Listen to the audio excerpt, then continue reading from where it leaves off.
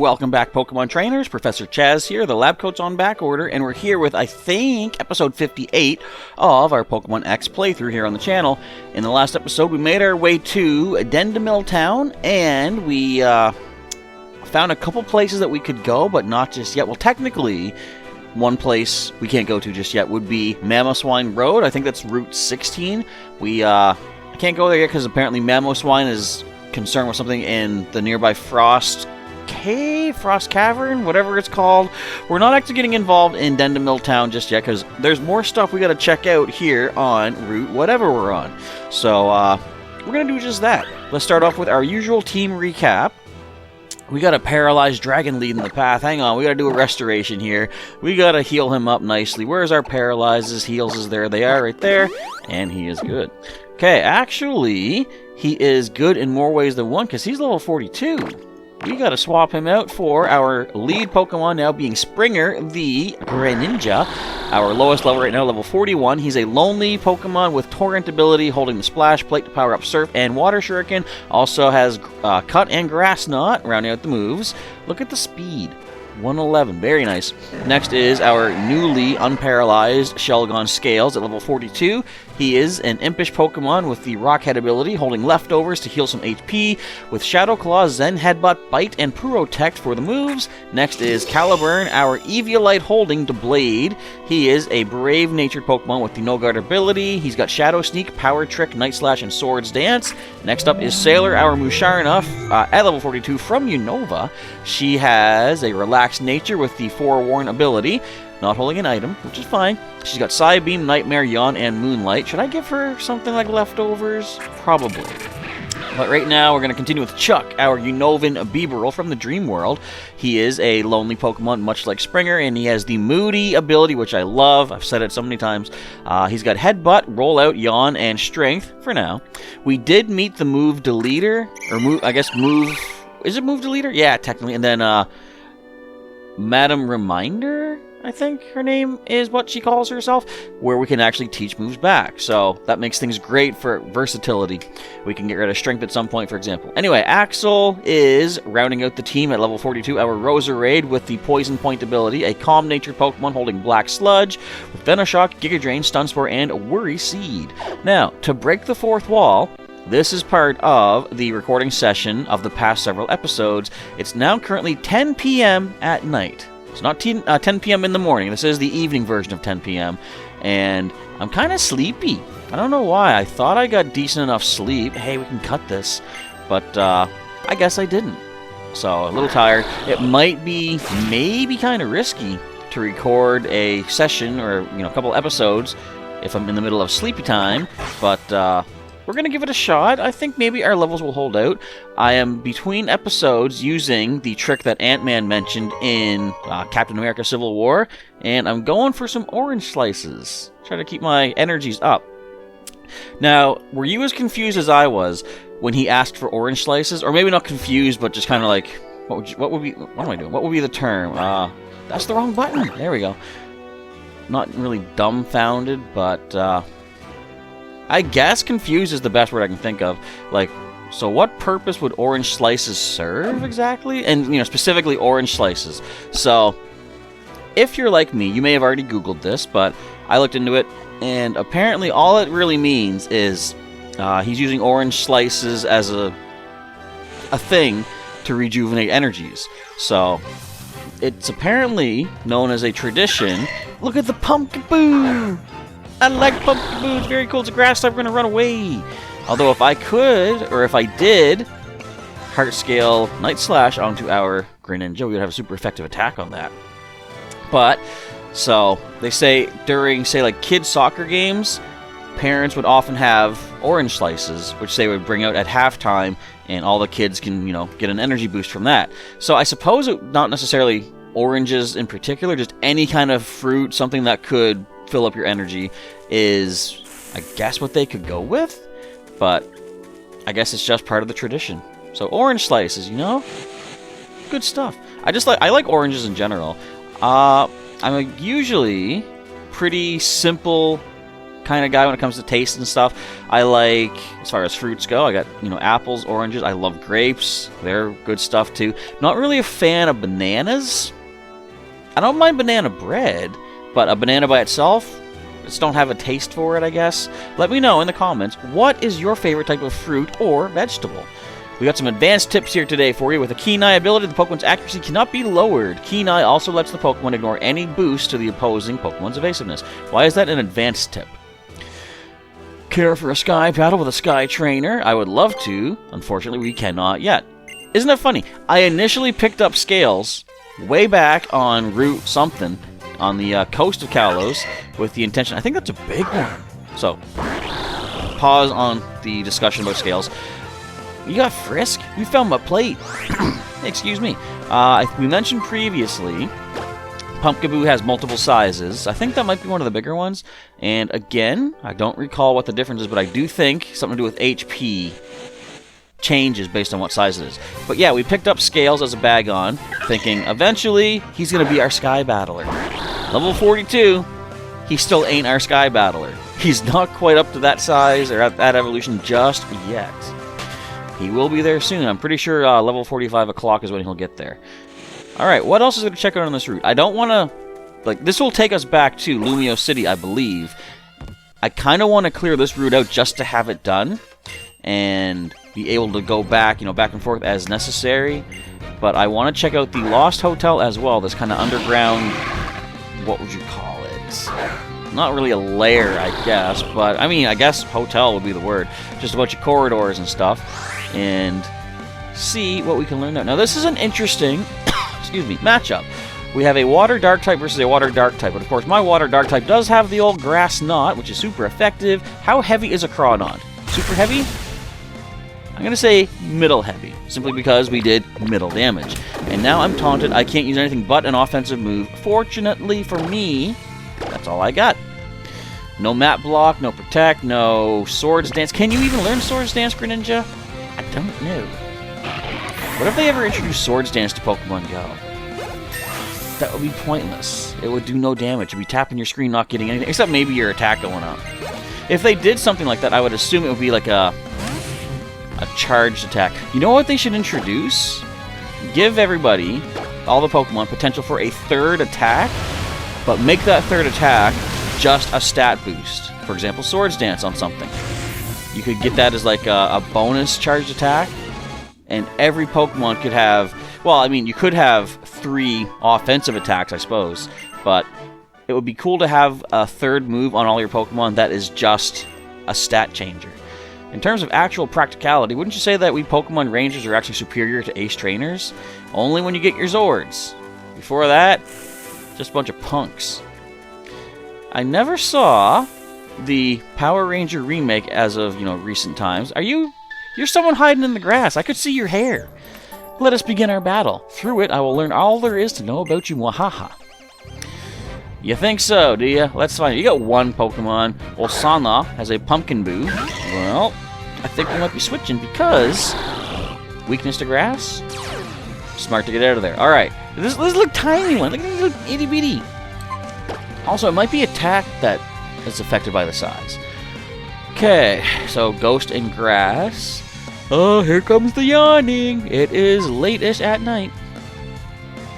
I think let's go to Caliburn. We are weak to we're weak to Ghost, but immune to Gas. No, we resist Gas is what it is. But we do have our own Shadow Sneak to hit back with. Bullet Seed, I'm going to do very minimal. Of course, our Eviolite pulling through with a nice defensive boost. Very well.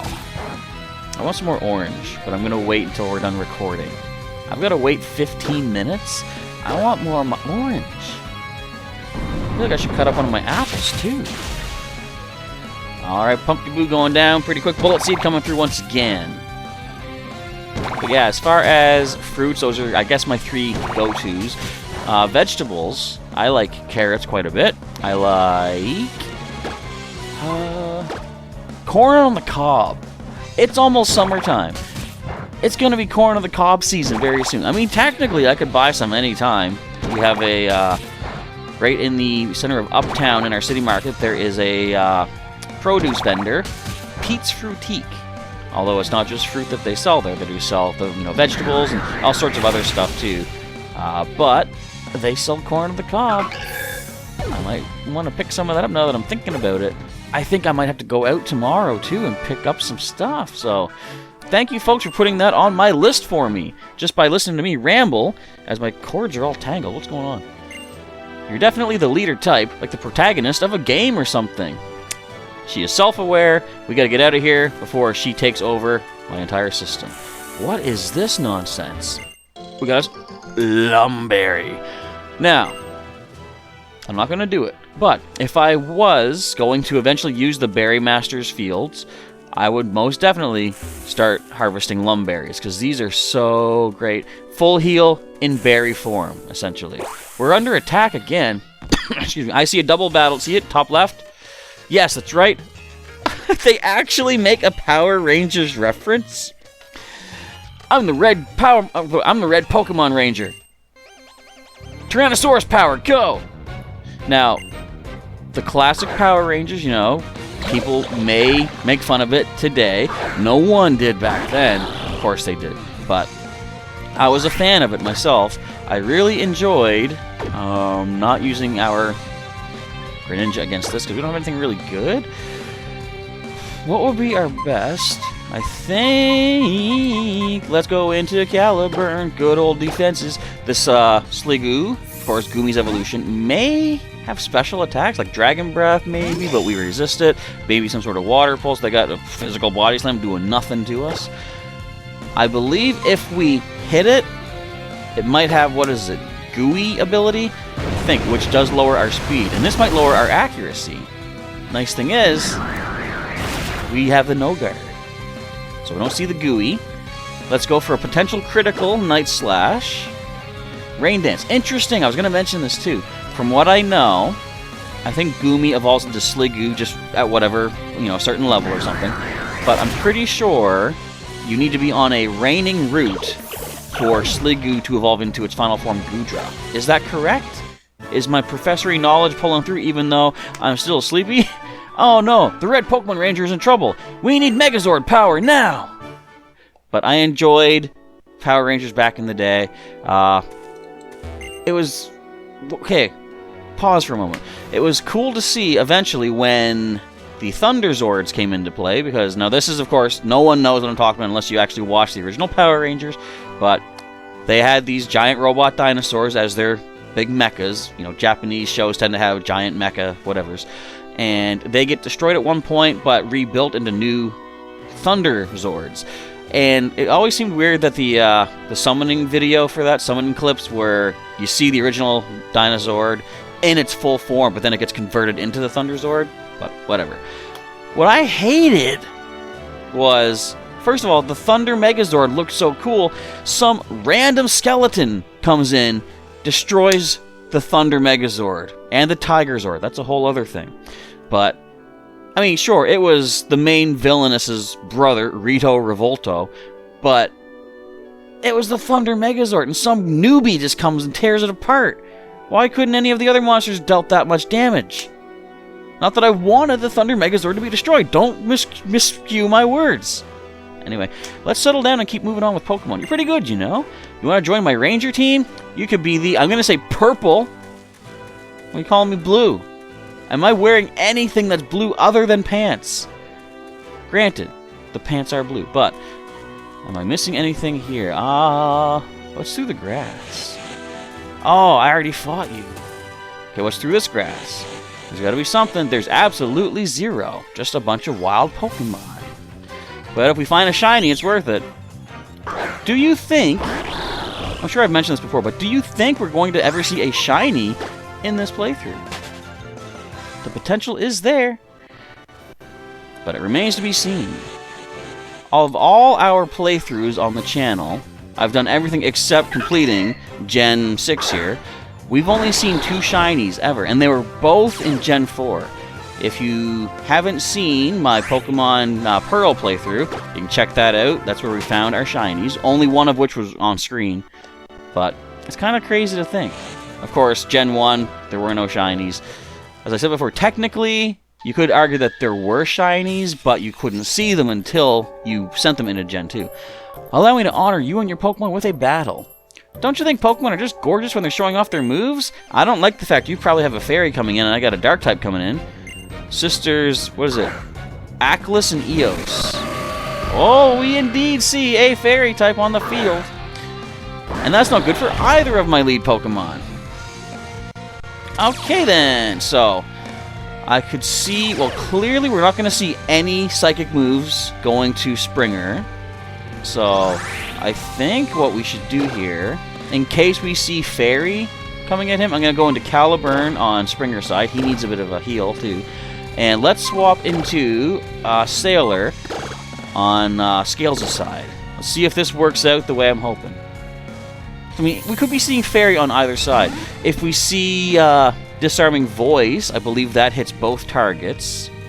But it's spread damage, so there's a reduction. If you didn't know, and assuming I'm correct, I might have forgotten this, but when you have a move that does, like, say, Surf, it hits multiple targets, I think it does 75% of its full power when it's hitting multiple targets. So you don't get the full damage against, you know, a single... You don't get a single target's damage against multiple targets at a time. Oh no, Sailor's in the air now. That's not good. Hey, we can resist that nicely. But I do need to spend a turn healing up Caliburn, it looks like. I guess what we could do... Well, first of all, let's not get ahead of ourselves. HP Restoration, let's go with one of our Hypers. In battle, it's better to get yourself fully healed up. I might be wasting some HP that we get from the Hyper Potion, but getting me to max is all that I need to. My eye is twitchy. Okay, now, I think we need to yawn one of these two. So, the Alakazam, I think... I don't know. I'm going to yawn the Gardevoir, I guess, because it can do, you know, Fairy type, same type damage to both my guys here. Or one guy, one girl, to be specific. But I believe the Alakazam would be easier to take down, because we do have our No Guard, what is it, Night Slash and or Shadow Sneak. Okay, that's not bad. We got the Magical Leaf into our Sailor, who can defend that nicely. So, since Gardevoir will fall asleep after this turn here, I think we should try to take Alakazam down. Will that work? I guess we'll just go for Psybeam. Its defense is not great, special defense included. So, let's see. We're gonna Telekinesis our Doublade as well? So, what Telekinesis does, it makes it so not only are we no longer touching the ground, so things like Earthquake, grassy terrain, anything that affects things touching the ground no longer affects them. But I believe it also essentially kind of gives them no guard-ish type ability where every attack against them will hit. So it doesn't really make a difference in Caliburn's side, or in his case. He already has no guard. But Alakazam does fall. Okay, level up for Caliburn. Also, Scales and Springer are going to get some experience as well just by seeing this battle. Sailor almost leveling up. Springer leveling up. Very good. Wants to learn Substitute. This could be useful. I'm immediately going to forget Grass Knot. We have that TM. I can toss that back if I need to. But Substitute would be really good. This was also a cool thing they did in this generation. They made it so any sound-based attack would go past a Substitute and still hit the target. I like that. I remember I first learned that when I think something... I put Substitute... I think something used Growl or whatever, and my attack went down. I was like, aren't we supposed to be, you know, protected against that? Not anymore. Okay, so Fairy Psychic type means that Night Slash is neutral to this, but... Shadow Sneak is still super effective. And let's go ahead and Nightmare Gardevoir, because it's going to spend one full turn sleeping. I went over Nightmare, I think, last episode, the way Yawn works well with it and such. And, yeah, that's fine. So, Nightmare is going to hit. We're going to take 25% of its HP down, going into the red. Another Shadow Sneak takes it out. We played this as well as we could have, I believe. Nice. Not bad team. Glad to see things are working out. And I even had to spend a turn healing our Doublade there too, right? Alright. I think that's all they had. No other Pokemon in your back pockets or anything. Critical hit to take it down. Very good stuff. And do we see it? We're here to level for Sailor. Is Scale's going to level up too? I wouldn't be upset about that. No, I am upset about not getting that level, but oh well. What a beautiful combination you and your Pokemon make. I was captivated by your Pokemon's movement and totally messed up the battle. I don't know who's who. I have no clue who's talking. Does it actually show which trainer sent out which Pokemon at the start of the battle? I should pay attention to the names. I hope you and your Pokemon grow even stronger. I love double battles because it's exciting to think about what my sister is going to do and try to match up with it. You know, you could possibly talk out battle strategies beforehand. They had a thing in... well, I think technically in many generations, but I first learned about it Gen 4, where you could team up with another player to do double battles in Battle Tower at the end, like, you know, post-game stuff of the adventure. And I like the thought of that, where it's like the two of you are working together. You have to tell each other, like, oh, I'm going to use Protect this turn. Hit them with Earthquake or something like that. You know, I never really got to make use of that. Not a lot of people I knew played the game back around then, but it was really a cool idea. Okay, there's no point to this yet. We don't have Waterfall, so we'll come back here someday. This is like Metroid. We got to come back when we have different, you know, Power Bombs and Morph Balls and Hyper Missiles and all this stuff. We got a Weeping Bell Springer. Why are you leading the pack? You're already leveled up. You're leading because I forgot to switch you out. I'm going to blame it on the Sleepies. Get out of there. Alright, we need Caliburn to level up, I believe. Let's go to our Pokemon. Someday, I may do what I say I want to do eventually is perhaps try... oops, no. Get you up in the... get you... no, stop it! Oh, I gotta click and hold for a second. I think I knew that, but I think I forgot that. And Springer down here. Alright, crisis averted. Metroid... what was it? Metroid Other M. So, I'm a fan of the Metroid series. If you're not sure what that is, long story short, space jellyfish that drain your life. You gotta fight them. Guess what? Guess what? My mommy made this dress for me. My mommy never made dresses for me.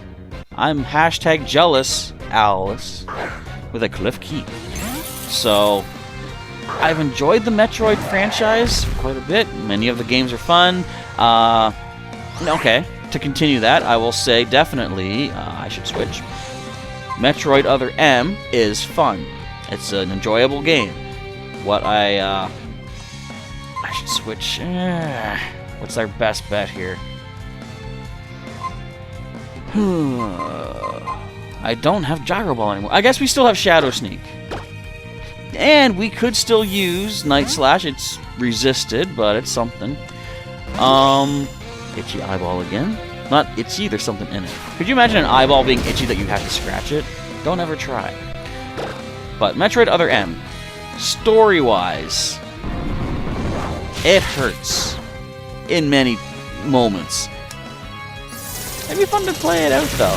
Because as you're going through, like, you know, I'm hearing some of the dialogue, seeing some of the plot points, and I'm just thinking, why did they do that in this game? And, you know, it wasn't made by the same people as most of the Metroid games. So that might be a difference of, you know, creative vision, I guess. But either way, my friend Evan and I were talking about eventually doing a playthrough of it. Many times I would just have to pause and rant and be like, okay, why is this the way that is? And just, it's a lot to kind of go over right now. So let's focus here. We got a crunching, perhaps, fairy and steel type. There's that crunch indeed. We have the Eviolite, though. That does nothing. And our defense stays exactly where it needs to be. So I believe a couple of the Shadow Sneaks is what we need to take this down. Can we at least do half damage? I'll be happy with half, and we can get the 2-hit KO. Alright, I'm quite happy with that. Feint Attack, never missing. Using a Feint Attack on a no-guard Pokemon. Kind of a wasted move. You should have gone Crunch to possibly lower my defense. Not that it would have mattered, because of course, our speed priority does take you down. But I guts to heal, as we almost hit level 44. I couldn't be as good as Mommy. You just need the, a better dress, I guess? I don't know. Alright, let's go with Super Potion. And I think we're pretty much at the end of this episode, because check at the time. Also, you can check the playback bar and see that we're like within a minute of being done. Are we? I honestly don't know, because I'm still recording this before you're watching it. What is this building? What is this building? So, we're going to stop right here. We'll check this out in the next episode and see what have we stumbled upon here on Route 18. 18? Or is that 16? I think that's 16. 16. Also known as Melancholy Path. Is that why I'm feeling so crazy? But anyway, that's it for today's episode. I want to thank you folks for watching today's episode. And if you did enjoy it, feel free to click that like button down below to let me know. And if you want to see some more content from Professor Chaz, you can subscribe today to get more videos coming your way. Hit that bell button to get notifications when the videos and such are coming up. And if you've missed any Pokemon X along the way, there's a link in the description to the full playlist, which you can go check out. And feel free to share across all of your social medias to get more people checking out the adventures here on Professor Chaz's channel. And if anybody would like to help sponsor the channel and support me through my adventures, click the join button, see what perks may be available at our 2 tiers that we have set up that you may be interested in.